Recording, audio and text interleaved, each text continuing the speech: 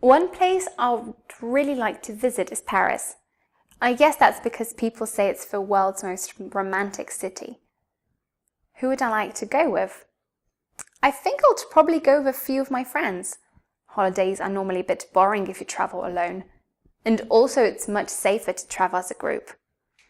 I'll have to be the trip planner because that way we could go to all the places that I want to go. But of course I'll be open to suggestions. I don't really fancy backpacking, so we would be living in a 4 or 5-star hotel and order room service every day. I heard that French chefs are the best in the world, and the food they cook is just wonderful. There are many famous designer brands in France, so of course window shopping would be on the itinerary. On top of that, we would visit all the museums, art galleries and monuments.